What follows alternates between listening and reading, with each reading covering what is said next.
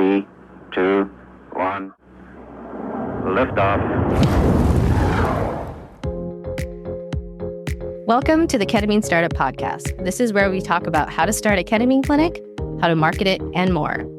And in this episode, Sam hosts Scarlett Mulligan, a physician assistant and innovative founder of Novus Behavioral Health in Clarksville, Tennessee. During this conversation, Scarlett shares her background, which includes service in the Air Force and her journey from emergency rooms to pioneering comprehensive psychiatric care, which includes ketamine infusion therapy. Let's jump into the episode. Welcome to the Ketamine Startup Podcast. Thank you for joining us. This is your host, Sam Coe, and I have the privilege and honor of interviewing Scarlett Mulligan for the podcast today. So welcome, Scarlett. It's a pleasure to have you here. Thank you. It's an honor to be here. And for the listeners who may not be familiar with you, tell us, who are you, and give us some background information. I am a psychiatric physician assistant. I reside in Clarksville, Tennessee. Prior to becoming a PA, I graduated PA school at the University of Washington School of Medicine in 2005. Prior to that, I was in the Air Force from 1998 to 2003. Wonderful. And I know you've had various careers. You were in the Air Force as an EMT, did the University of Washington. Tell us, before you started up your own practice, Novus Behavioral Health, tell us where you were at, maybe, let's say, a year before the actual launch of the clinic. So a year before I launched Novus Behavioral Health, I was working in the emergency room down in Nashville. And so I've worked in a variety of settings. I've worked in primary care, urgent care, orthopedic, emergency medicine, back to primary care, long-term care. And throughout all of that, I consistently felt the most connection with patients. Those are my people. And so in the emergency room, I saw a lot of delayed access to psychiatry, a lot of patients who could have avoided hospitalization, who could have avoided arrest, who could have avoided suicide attempt and suicide success. So, and you've been in emergency medicine, and it is heartbreaking. And it just got to the point where I knew that I've had other businesses in my life, and I wanted another business, and healthcare felt very intimidating to me. And there was some fear associated with going out on my own. I liked the illusion of the security that a W-2 paycheck brought me, but it is an illusion. The ones I really started wrapping my mind around, honestly, they could cut me at any time and I would be out of a paycheck, right? And then the other thing that kind of came to mind was, if they're willing to pay me this much to work for them, why am I not willing to pay me that much to work for me? And so these were some shifts in my mindset, but my discomfort of seeing these patients suffer, knowing that I could participate in the solution, that discomfort became greater than my fear of launching. And I knew that my 80-year-old self would rather have the regret of failure than the regret of never trying. Yeah, that is so beautiful. And I really like this concept of the illusion of the W-2, because you're absolutely right. When we have that employee model, you could get fired anytime, or at least in the emergency medicine world, if that corporate group or whatever group you're working for loses the contract with that ER or the hospital, then it's okay, now what do I do? And so in a way, it truly is an illusion. Although it does feel comfortable getting that regular monthly, biweekly paycheck. I think it was Nassim Taleb who said, heroin and a monthly paycheck are the two most addictive substances in the world. Absolutely.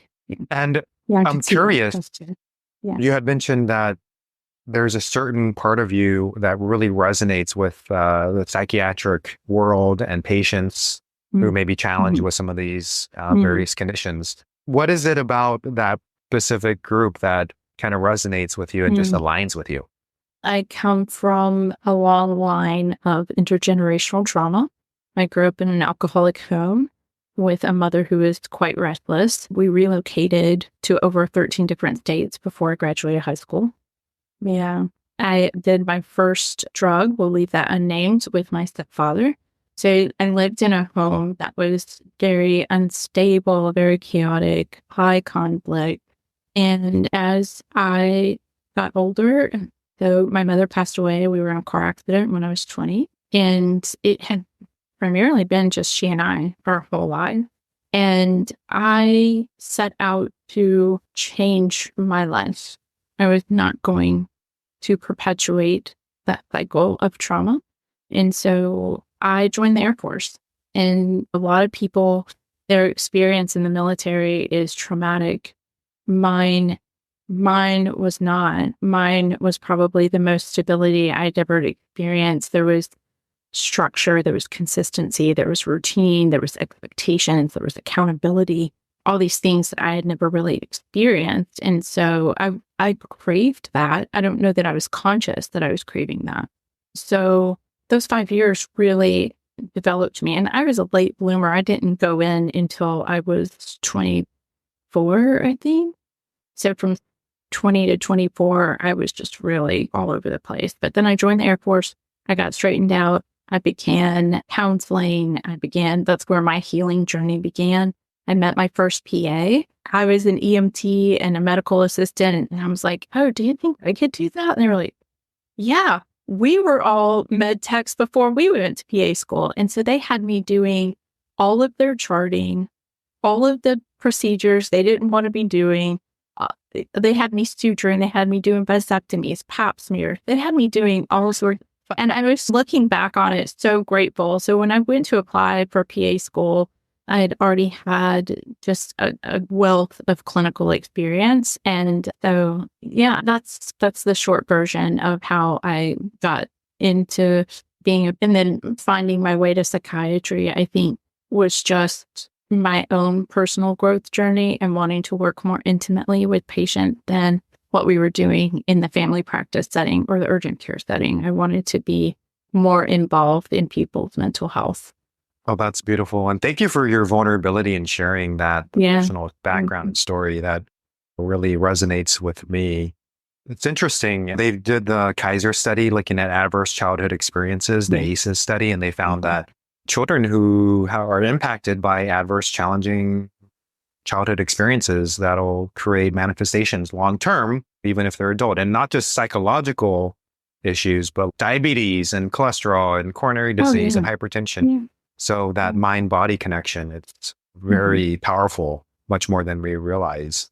It's also really cool how you were working on yourself and healing yourself. And there's this archetype that Carl Jung talks about. I think it's called the wounded healer archetype, where it's, I had my own issues and I was able to work through some of them. And now maybe I can bring that information or the wisdom or insights and share with others. So I hear that in your story as well. Yeah. That is, I get that feedback from my patients. I don't utilize self-disclosure a lot. I'm judicious and discerning in my use of self-disclosure, but my patients know that I get them and they get me, and I allow some level of intimacy there that maybe people who haven't done their work, who are maybe still in the wounded phase rather than in the healed phase. And I think all of us as providers go through that at some point. We're really in it for our own sort of what I went through this noble narcissism phase, right? I'm going to save everyone. Because I've done it. I've healed. I've overcome. And then eventually maturing into a place of humility and recognizing the honor that is present in patient.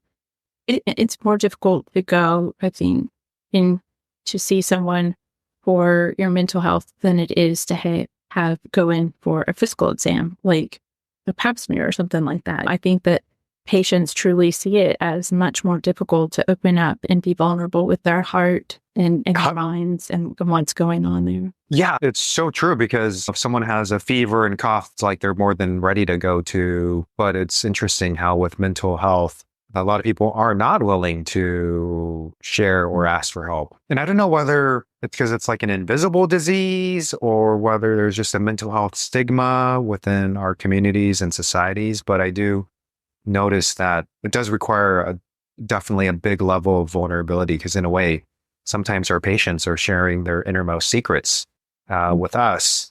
And it is an honor and privilege to be a witness to that and support them. But it does take a lot of courage for those patients. Yes. It takes time to develop the trust and rapport for them to get to that place. You had mentioned, to shift gears, you had mentioned that you've had a couple of other businesses, which I didn't know about before you started up Novus. Tell us a few that pop out that were interesting for you. When my grandmother passed away, and I was 21 at the time and still reeling from the loss of my mother and just disoriented in the world, I inherited a lot of rental property that was free and clear.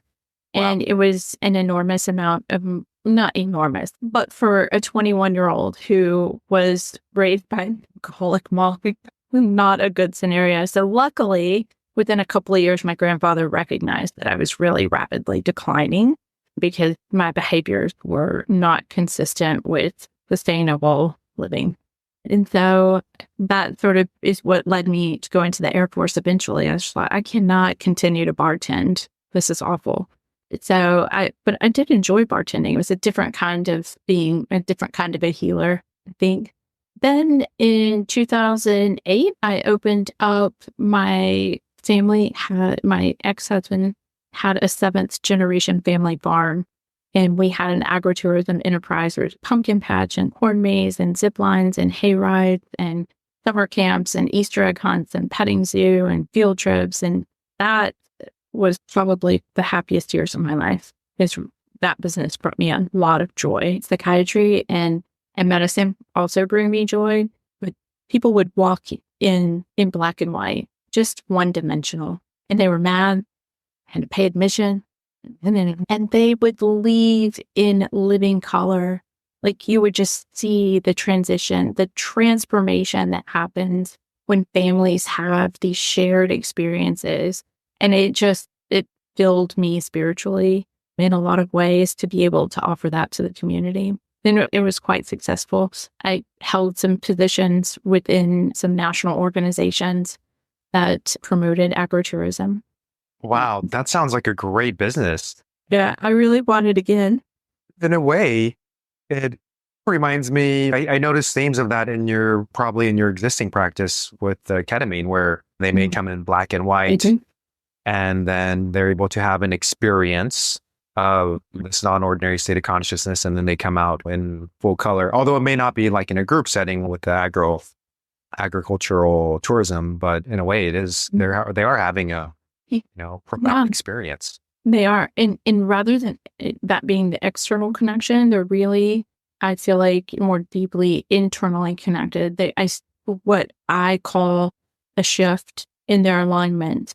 It's almost like an emotional or mental or spiritual, in some ways, adjustment going to the chiropractor, because they really come out much more connected with the ability to be more reflective, less reactive, responding from a place of self.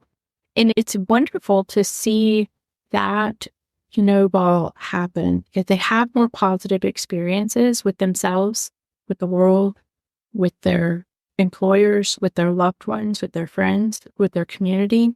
And then they see themselves more positively. And the more you see yourself more positively, the more positive experiences you have. And the same is true for the mental health decline. Also snowballs when you're experiencing guilt, shame, remorse, regret for reactivity, emotional reactivity, and that snowballs it also. So it's really an enjoyable experience to watch from beginning on. And it's so true, because that spiral can be a positive upward spiral, right, but also, like you said, it can be a negative downward spiral. It does go both ways, and it can just feed upon each other, leading to a positive cycle or a vicious cycle in either direction. I'd love to hear more about Novus Behavioral Health. Tell me all about your clinic and about your practice, because I know ketamine is one of many things you. So Clarksville is a town of about 175,000, and we did not have very many psychiatric providers here. We had just a few, And they were almost always, it took a long time to get in with them. And so when I knew that's what I wanted to do, I started with low overhead and I moved into a 10 by 10 little office in a multi-suite building. And it was just me trying to figure out credentialing. It was a disaster. And so I hired a credentialing company. I hired another credentialing company. I think that credentialing experience set me back by about $12,000. Yeah, that was probably the worst part of starting the practice. That was about 9 months. And during that time, I was 1 foot in the ER. I was picking up some shifts at a friend of mine's urgent care. I was doing psychiatry. I was wearing all these hats, answering my own phone call, just all the things, figuring out which EHR is going to work best for me. How am I going to get through insurance? What are Google reviews? All the things. And so that's how that started. And that was April of 2018. And then 2019, I was able to afford to move into a little bit of a bigger state. I would say the way that I acquired most of those patients is I took a video of myself and I posted it on my website and I said, hey, I'm Scarlett. I want to take care of you. This is how I want to take care of you. And once I did that, it didn't matter if I took insurance or not. They just wanted connection. They wanted someone who was going to show up and be present and attuned to their needs. I moved into this bigger space. And then, of course, COVID happened. I wasn't sure what was going to happen. I was terrified. But what happened was I got more patients because everyone became miserable during COVID. And it grew and grew. And it got to a point where I was working 6 days a week, sometimes 10, 12-hour days. And I thought, there's no point in this kind of success. This doesn't make any sense to me. I'm miserable. Yeah, I have great cash flow, but I'm exhausted. I'm tired. And you know where I went? I went to get ketamine. Ooh, tell us more if you don't mind sharing about that. So it was November of 2020. I was going through COVID. Had just recently become a single parent, was not expected. And I had all of these patients. I felt like they were all depending on me. I didn't have any other providers that were credentialed. I didn't even know how to hire another provider. I guess I knew how to do it, but it just didn't, I'm like this accidental entrepreneur, like many of us are. I was just going to go into private practice. And I was in a really negative space. I didn't feel like I had the time to wait for another antidepressant to work, or I didn't have the capacity to transition from one antidepressant to another. I thought that may be enough to just, I don't know. One of my patients actually told me that he went to get ketamine and I had seen just a dramatic improvement with that. And I went to Nashville. I got ketamine. And by January of 2021, I hired 2 clinicians. Oh, wow. Yeah. So something about it helped you overcome that block, or what do you think? What was the change? The fear was present, but the fear was not gripping. But being in the position that I was in, just personally and professionally, I had a distorted perspective on life in general. It was just not it was a dark night of the soul, to be sure. And so I hired these 2 clinicians and they filled up, both of them, within 6 months. And then I started learning more about leadership skills and culture. What do employees need and what do employees want? And so I hired more support staff. And so I started with no patients in April of 2018. And this past month, we saw 1,200. Wow. 1,200 patients. Patients or visits, or 1,200 encounters. 1,200 encounters. That's incredible. And how many, because I know you have, you're obviously, maybe you're working clinically, or is it mainly your staff? 1 day a week. I'm working 1 day a week clinically. I have a servant leadership style. And so my philosophy was, I know how to take good care of patients. If I can transition that to taking care of a business and taking care of staff, creating an environment of psychological safety, security, reliability, consistency, routine, structure, all the things that I learned in the Air Force, then I work really hard to retain my clinicians. And if I retain my clinicians, we will retain patients, and patients will receive the care that they need. And that's through the continuity of care and relationships that evolve and develop. And so that's how I run the practice. That is amazing, Scarlett. I know even for me personally, like I have a staff, I have nurses, medical assistant, but in a way, to hire another clinician, whether it's a PA or NP or MD, I think there is a leap to take. And maybe it's like letting go of control or giving the next person autonomy. What do you think helped you make that shift? In addition to ketamine therapies, you had mentioned, there was the fear, but not as grip. Mentorship. It's absolutely mentorship. The family practice that I worked in back in 2000, I worked there for several years. I was owned by a physician who actually took care of my grandparents when I was younger. Like I can remember seeing him as a little girl. And so there was a little bit of a paternalistic type relationship with him, but he was a great mentor. He still is a great mentor. I don't mean to refer to him in the past tense. I still talk to him on a weekly basis. And I have another mentor who is a physician. She's a psychiatrist. She is my collaborating physician. So she helps me very much clinically. And then Dr. Bowles, he's a family practitioner.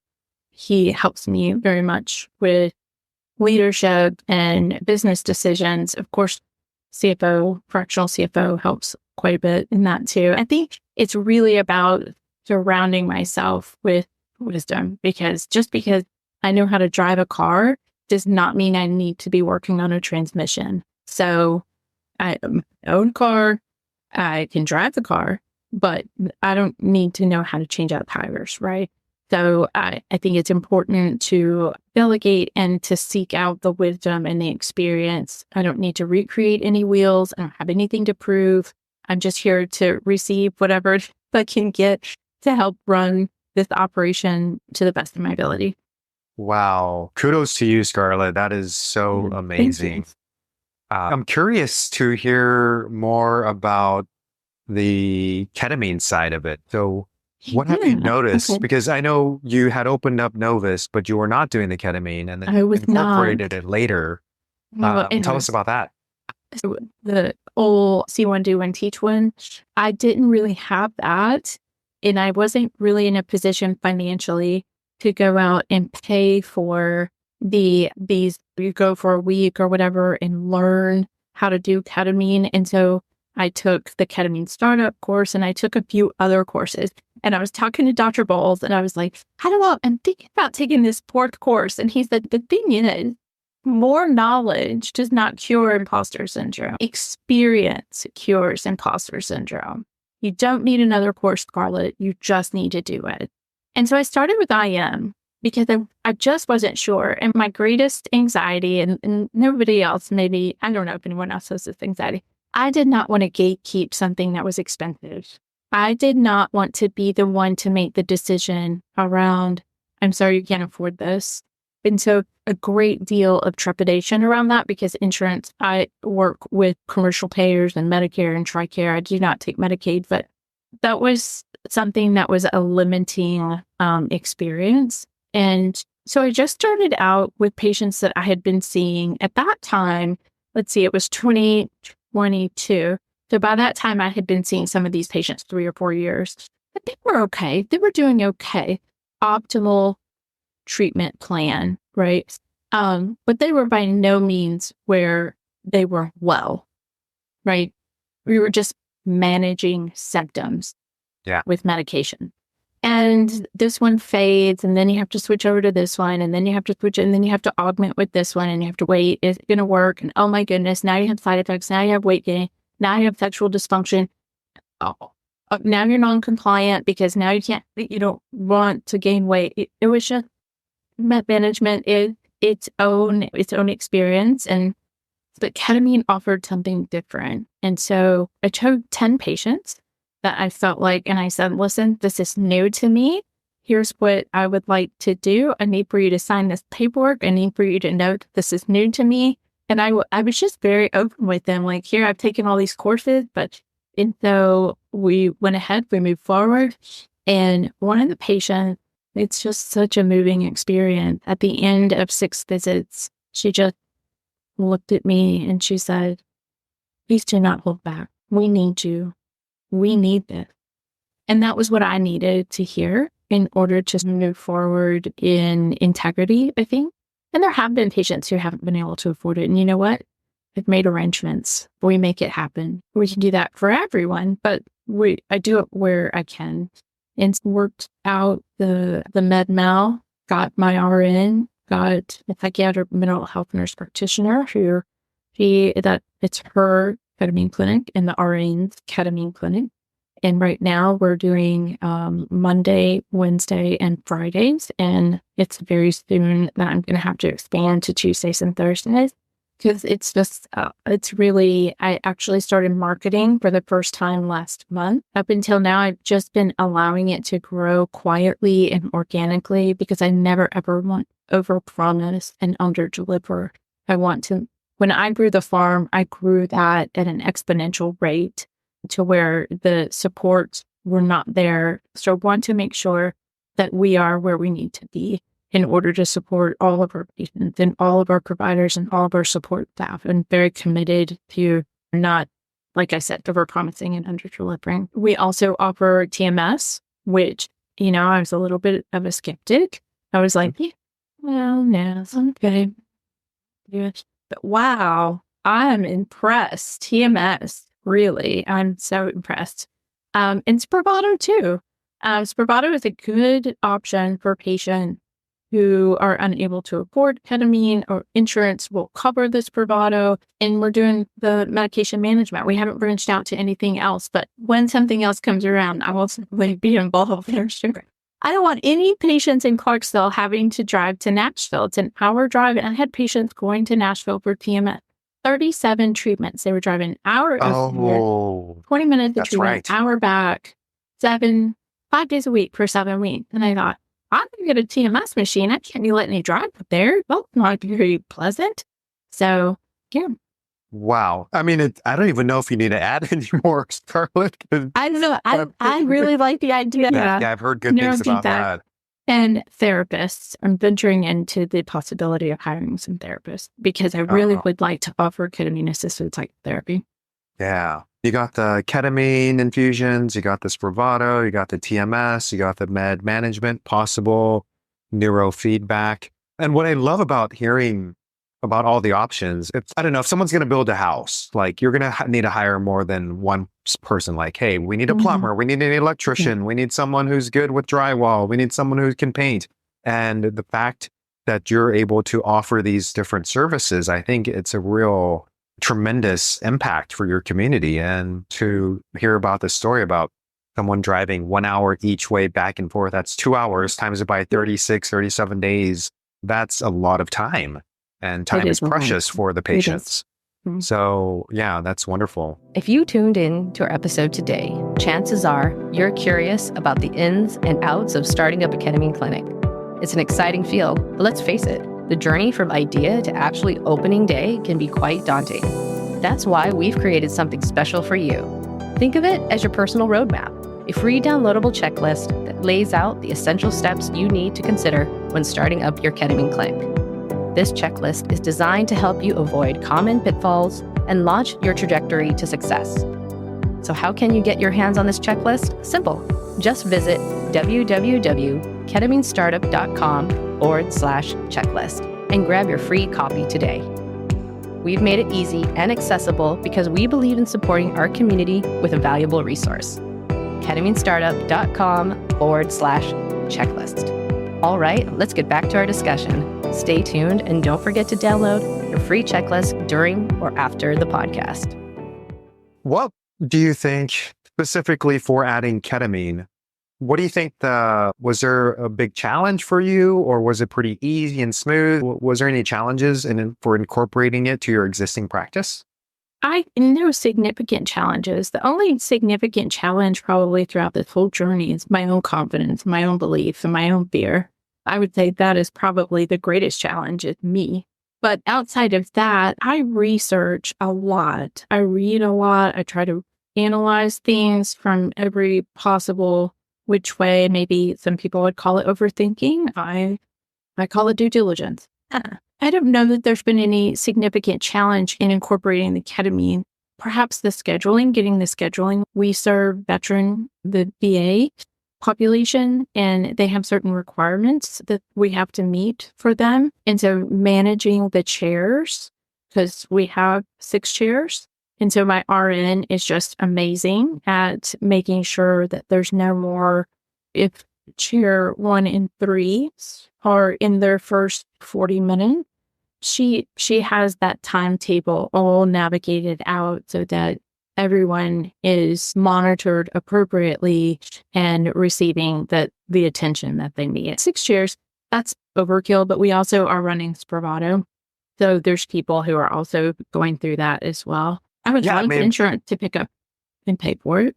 Yeah. And I know Massachusetts Blue Cross Blue Shield does cover IV ketamine or Spravato. So I've heard of one insurance company covering it. Nice. And at our clinic, we do the super bills, and some patients will submit that to their insurance company and get partial reimbursement, sometimes 0%, sometimes 50%, 75%. It's pretty variable. But it is cool how you've gone through that whole credentialing process.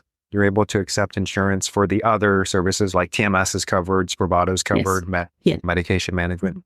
Is that an easy process to do? For example, one of the questions I get asked frequently is regarding Spravato, like what's that process like? Was it smooth? Was it challenging? Was it just a lot of paperwork? Systems. I believe in systems. And if you're going to do it one time, then you may as well just go ahead and write a whole process sheet for it. If it's something that is like going to come up more than once, then let's just go ahead and invest the time up front, step it out, and systemize it. Where are we seeing repetitious behavior? And where can we get proactive and get in front of it, these obstacles? So I feel if you invest your time appropriately up front with documentation, with Spravato, as far as like facing different insurers and trying to get them to cover it, and you just document as you go, oh, this is the first time that I've handled a Blue Cross Blue Shield Texas. Okay. So they want you to go through medical benefit. They don't want you to go through pharmacy benefit. And so you just document that out each and every time you come across something new, and then you're prepared. And that's part of what led me into practice ownership is I had worked for many environments that managed reactively. And I like to be in as much proactive and active management as I can possibly be, rather than reactive management. You want to spend as little time in reactive management as possible. And so I really try to coach that along in my staff. Okay, we've done this once or twice. We're probably going to do it 10 more times. So let's go ahead and systemize it. And so and the REM certification was not challenging. The only thing that's challenging maybe is like supporting documentation, making sure that your providers put in there tried and failed this many antidepressants. And some of these insurances are getting really aggressive in that they want printout from the pharmacy where they filled that SSRI from 5, 6, 7 years ago, or they want documentation from the provider. And this has only happened one time. And I thought how aggressive they're being during these prior authorizations. But we're rolling with it. We're going to do what we can to get them through. And it sounds like that concept of systematizing and developing a protocol process. Like you said, we've done it once, we've done it twice. We're probably going to do this 10 more times. So might as well figure out like being proactive. That's really insightful. And as a matter of fact, if I were ever to be an employee, I'd want to work with you or work for you, Scarlett, because it sounds like you think ahead and you take care of your staff. And in turn, we know that if we take care of the staff, they're going to take care of the patients. Absolutely. If they're going to do what naturally comes to them. They're already coming with the desire to take care of patients. You just have to support them. And then they'll naturally do what they want, what they are here to do, what they feel like their purpose is, what their calling is. And so that's what I feel like my job is. Yeah. That's awesome. So let's say someone is listening to this podcast or watching it, and let's say they're working in the ER or at an urgent care or in the hospital setting. and they're an employee. But then they're also still considering, hey, maybe I should open up my own practice, whether that's with ketamine or with TMS or whatever it is, just opening up your own thing. What one piece of advice would you give to that individual? One. I have to give one. You can give two. I'm going to say start with the smallest amount of overhead, because that is going to relieve a lot of pressure off of you. The last thing you want, it's hard enough to open up a practice, I feel like, or go out on your own, to go from the security or the illusion of security with a W-2 and transition into employment. There's pressure that develops around that. And you do not want additional pressure of a large overhead. So that's number one. Number two, community, mentorship. Surround yourself with people who are going to really lift you up and give you the attaboys and the attagirls that you need. I remember just Dr. Bowles and Dr. Wise were just so crucial in helping me develop my vision and my actions. And so I would say that low overhead and plenty of support, as much support as you can get. Totally. It takes a village to raise a child. It also takes a village to start a business. Actually, I think I met Dr. Bowes in Denver. Yeah, you did. A few years ago. Mm-hmm. Yeah. He's a really, super friendly. I know I only chatted with him briefly, but just one of the nicest guys ever. So humble and down to earth. Yeah, I was very. And so if he's listening to this, which maybe is, shout out to Dr. Bowes. Next, we're going to shift gears into some fun questions. And these are like rapid fire questions, but you can take your time in responding. So the first question I have for you, Scarlett, is regarding a deserted island. If you could only have one book, one movie, and one type of food with you on the deserted island, what would those be? The one. The one. The one. You get two to go into theme. Oh my goodness. So I'm alone on a deserted island. Yeah. And so I'm one who is very relational in nature. I rely a lot on connection and community.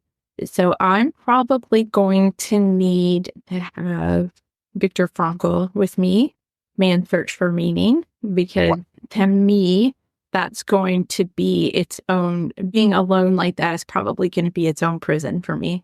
And movie? Yeah, one movie. Movie. Okay, so it's not Gone with the Wind, because I watched that enough growing up. I'd have to say Shawshank Redemption. It's a classic. I love Morgan Freeman. And then the food. On a deserted island. One genre of food. Okay. This is pretend, so we're going to go with sushi, because that's my favorite. Okay, good to know. Sushi is a great choice. And by the way, I love Viktor Frankl's book, Man's Search for Meaning. I've read that multiple times, both Kindle version, hard copy, and even the Audible version. And Shawshank Redemption is one of my favorites ever. Yeah. Yes, it is. And especially the part when he makes it through the pipe and through the feces and all that toilet water, just standing outside in the rain. Like, I can feel that catharsis of being free, even just talking about it. It seems like you got a lot on your plate. So let's say after a long day at the clinic, whether it's seeing patients or being that servant leader for your clinicians, what's your go-to way to like relax and just chill out? Oh, if I'm being honest, it's probably Netflix. Netflix and my dog. My dog right in my lap, and I'm just like, I do spend a lot of time at the softball field with my daughter, so that's always a good time.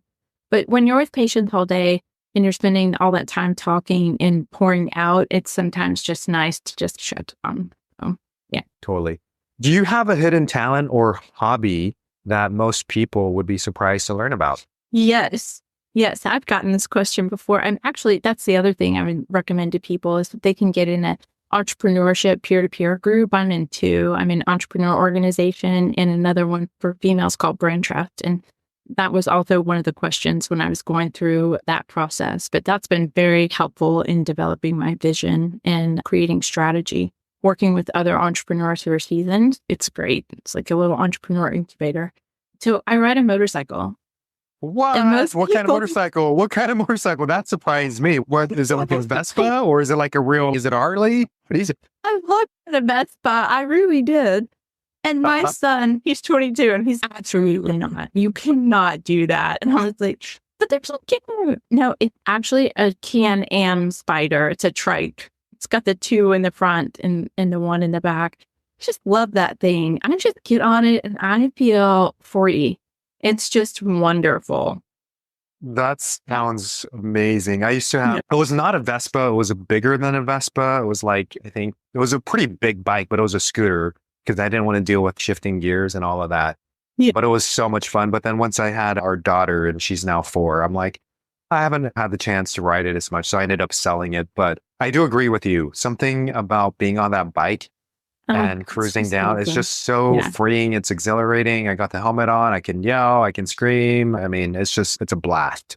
It really is. So thank you for sharing that. Yeah. This one is not on one that I had sent you earlier, but I'm going to ask you anyways.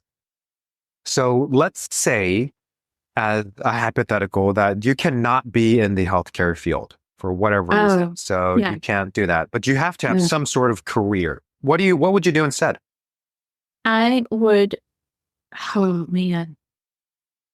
Yeah, I think I would run like a bed and breakfast in Mexico.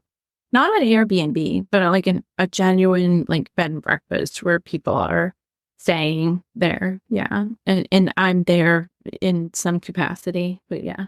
Something in tourism. I love tourism. Yeah. And is there a reason specifically for Mexico? Do you like? It's close enough for my kids to regularly visit without spending too much money flying them out there. And I love the scuba diving in Cozumel. Like beautiful. The best scuba diving in Cozumel. Beautiful. Here's another question that is impromptu, but let's say in the past 1 year, what have you purchased for, let's say, $100 or less that's made a significant impact in your life? Eating out. I love to eat out. Sushi? I can't really think of anything. Yeah. Yeah. So I'm hearing like a good meal at a I'm assuming sushi restaurant. Yeah, sushi. Yeah. Or hibachi. Yeah. Or hibachi. Nice. I think those are all the questions I have.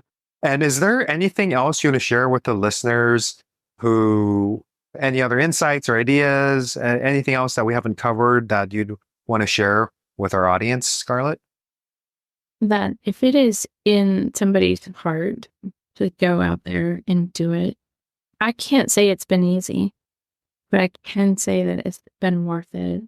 It's not necessarily anymore for me. It's not necessarily about the outcome. It's changed because when I first started, it was, I want to have this much money. I want to make this much freedom, have this much time. And it's transitioned now to, how has this developed me as a human?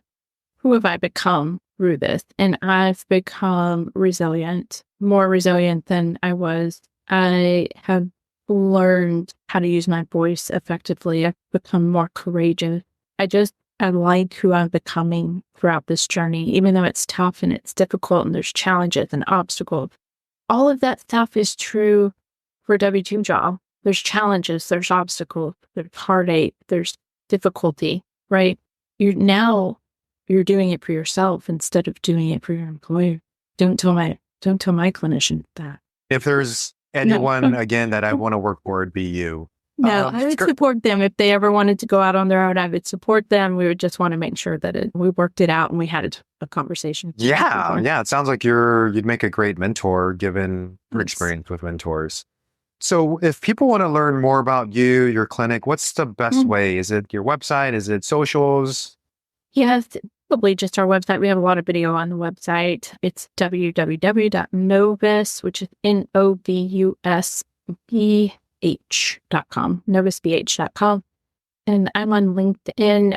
I love it. We will definitely put the links in the show notes for people to check out for Scarlett's website and LinkedIn. And it's been a pleasure having you, Scarlett, on the podcast. I love what you're doing. I love what you shared with us a moment ago about the adversity that it takes and that will occur when we start the business, but who you become at the end of the day, that's really resonated with me. So thank you for sharing that. And thank you for being here. Yeah. Thanks for having me. I appreciate being here.